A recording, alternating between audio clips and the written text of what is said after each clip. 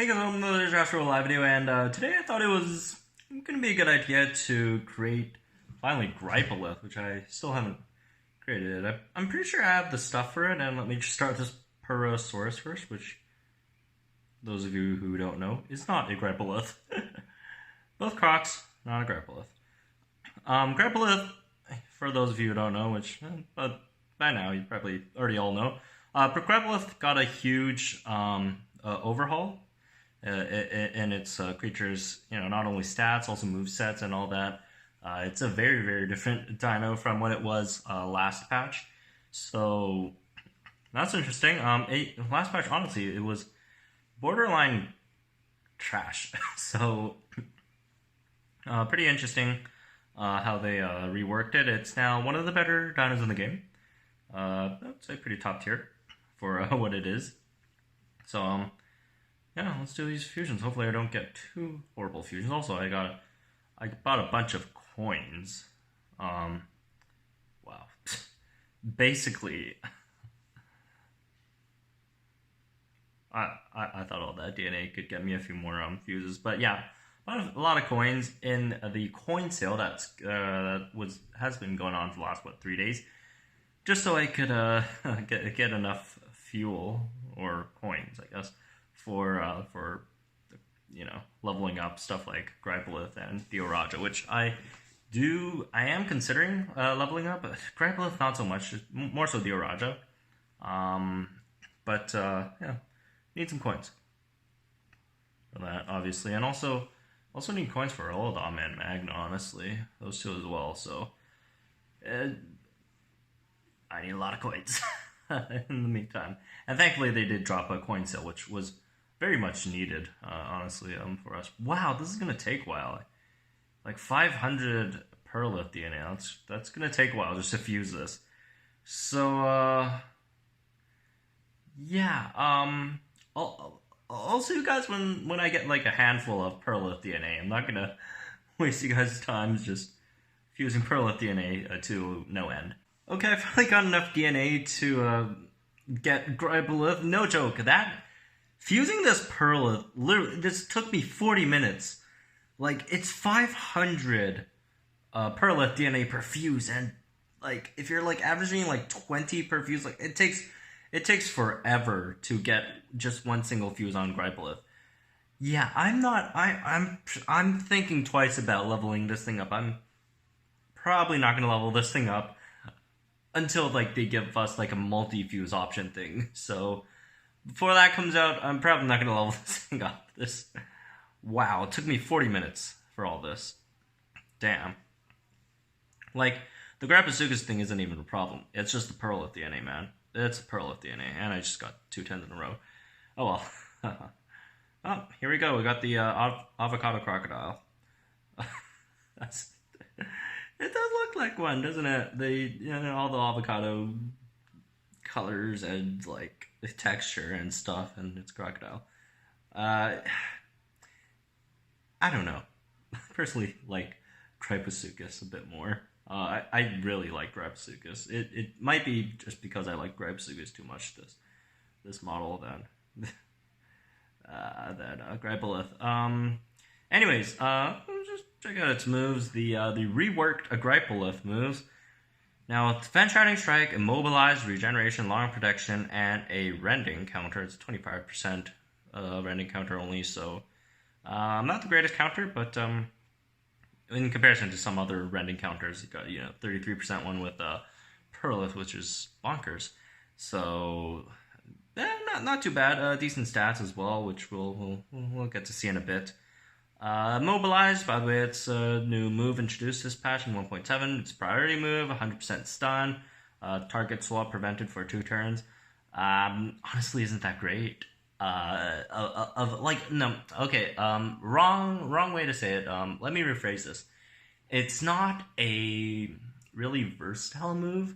Like, it's super situational, but it kind of works well with how Grypolyth is built, just because, you get to lock down someone, and then they don't get a chance to fight or get a chance to, I guess, escape the counter, which Grypolyth has, and that just kind of takes it out. So you have to deal with the Grypo, and you know it's especially effective when you're up 2, and then like that's their last dino, so they can't like swap into a healthy dino or whatever. So I guess that's, you know, that's just your standard pinning stuff, right? Except that this one's a priority. It's a priority pinning, which obviously doesn't work against immune dinos. Anyways, let's throw this thing in the team and take it out for a spin. By the way, I'm hating Indoraptor lately. It's been losing me a lot of games. Yeah, I'm gonna go challenge my brother and see how it goes, the Grypolyth, which took me like, really, it took me almost an hour to make. Oh boy, like leveling up Perlith to level 20, like it from level 5 to level 6 to level 20. I just made it while I was watching a basketball game, and it took like 3/4 of the basketball game to finish it for me. So, all right, here we go. We got Grypolyth. Let's pull that thing out, and it's Stegoceratops. All right. Random camera. That's not a really great matchup here. Let's just put up the long protection so we don't get hurt too much here. Grypolyth, for the most part, 4,440 HP, 1,000 base damage, and 106 speed. Now we have the that up. Although 1,000 base damage doesn't matter too much, since most of its damage output is going to be through the counter attacks for the most part, right? Okay, Immobilize does absolutely nothing in this scenario, so we're not going to use that. It's just going to give them free cooldowns. Like, don't, like, I see a lot of people doing this. They use unnecessary moves to like stun their, like, especially unnecessary stuns. These really make me mad. Like, people do this all the time. Like, it does absolutely nothing but give your opponent more cooldowns for them. Like, you're helping your opponent. Don't do stuff like that. And like unnecessary like evase or prowls. I've seen some people do that as well, or you know, just other really dumb moves.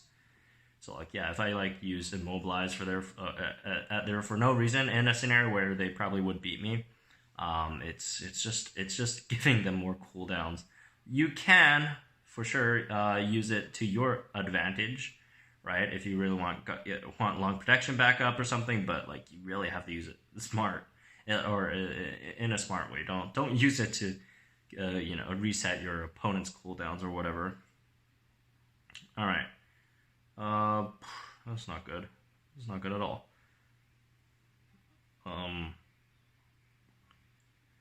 Yikes. The exact turn where our shield goes out. I don't know. Let's take out Grypolyth. This is not a good move by any means. If I were like just playing in a normal battle, I'd just let Grypolyth die. But you know, it's a video where we want to, you know, see some Grypolyth action. So we're just gonna take it out, bring it back in, let Dalakairos sacrifice over there. Take the L. The team. Doesn't matter. It's still gonna get. Wait, no, never mind. No, we're not dead. We still have regen. Forgot about that. Got regen, which is great, especially for counter dinos, because you know, once you set up shield, you're not gonna take too much damage, and then like you could have regen up. That obviously helps your sustain. You get more free counter damage outputted to your opponent. That's all good stuff. And we're 100 damage away from killing this Indominus Rex. That is not fun at all. Alright. Ouch. Slash, not really. Okay, there goes the Indom. Oh, just cooldown. Okay, 3-turn cooldown on the, call it the, let's move again. Regen. And 4-turn on long protection, which we still have 1 more turn on long protection. Not that it matters, because we're facing the Rex anyways, right? Right, so if I use Immobilize right there, that would be, like, unless, like, I have a really good reason to use it, which I actually do. I have Thanopteryx in the back, which, unless I have a dino that could 1v1 this Rex in the back, that would be a really terrible scenario to use immobilizing, because that just gives Rex its free rampage up. And if my Grypo couldn't get one shot by that impact, which it could, so that didn't matter. So I'm just trying to explain when to not use stuff like that. Not that it really mattered in that scenario. Anyways, well, let's try this thing again. Hopefully I could draw a Grypolyth again. It took me forever to create it.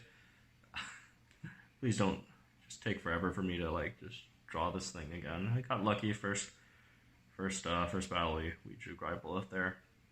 Alright, let's see if we get this one again. If not, I'll just cut to whenever I could get it. And we don't, so I'll see you guys in a bit. Alright, we got Grypolyth again. I always say that, like, I always say, like, oh, see you guys in a bit or whatever, but it's like, it's literally like right after, because you guys, I just cut over to it, right? So, anyways, it's Tradidiscus. You know what, Grypolyth's decent. Well, actually, not decent. Grypolyth is really good against tanks, for the most part, because, you know, it has Defense Shattering, both in its basic attack and the counter, which also breaks shields. Or, well, does it go through shields or break them? Oh, it breaks them. It straight up breaks them. So, yeah, there's that. That'll probably gonna stun me here. Let's see. Yeah. I'll just take the stun here. Next turn, probably want to get that regen up, just so the cooldown, you know, it comes back a bit quicker. If I could ever even, you know, get another one off. Not that I really know my Tradidiscus versus Grypolyth matchups, which I don't. How much is the armor? 20% armor. Okay, that's not horrible. I'm not taking a lot of damage at all. Tradidiscus. It's not like, you know, Tradidiscus is some like scrub, like total defensive whatever. Tradidiscus is a very it does a lot of stuff offensively. It's one of the more higher damage output dinos in this game. When you consider that it basically gets like 3 hits in a row with 2 rampages most of the time. So we're taking the beating well so far. All right, and Dom again. Yeah, not good. Not good. It always catches us on a really, really bad turn, which this is a really bad turn for it to come in on again. Oh, no, it's only 5% crit. Who's gonna die this time? I'll just throw that out there. I don't really mean to, because I kind of want to just use Grypolyth to take this thing out, but I don't know. I just felt like using it because it makes me look smart. I'm kidding. That's not even the purpose of this video. Wow, Grypolyth just swapping it out, in and out, and then it just gets regen right back up again. That's really great. Of course, you need to get some decent dinos to swap out into, and if you get crit there, that's not really good, especially on an armor piercing move. But Grypolyth, like, sometimes you probably just want to just swap it out for it to reset the both the long protection and the regen cooldown. So it goes well with a lot of swap-in dinos, honestly. You know, stuff like Triceratops. Obviously, that's one of the best swap-in dinos in the game. And then, you know, just some other stuff, I guess. The whole lot of swap-in stunners. And, you know, all those guys. Even just, like, other stuff with counterattacks, like the Uraja or whatever. Though those aren't horrible as well. Perlith. Counterattackers usually go well together in the team, right? So, you know, that's an obvious take there. Anyway, let's see if they have enough. No, they don't. For sure, they don't have enough damage to take us out, and we should be able to take them out here. For Stegodeus. Okay, Chomp. Ooh, another crit. Well, even without the crit, we would have taken it out with the random counter and Fan-Shattering Strike. So, alright, that's Grypolyth, the avocado crocodile. I really don't know if it's just me that sees it as as that, because it really gives me like avocado vibes. This thing, as ferocious as it looks, it really gives me avocado vibes. So yeah, that's gonna be it for this one. Grypolyth, I think that's how you pronounce it. I love its design for the most part, although I probably still like Gryposuchus a bit better, but you know, I just like crocodiles, so what can I do? Anyways, great dino. I hope you guys enjoyed it. Subscribe if you guys are new to the channel for more Jurassic World Alive content. Join the Discord if you want to chat with me and a bunch of I think we have 300 or 400 people on Discord now about the game and other stuff. And yeah, I'll see you guys in the next one.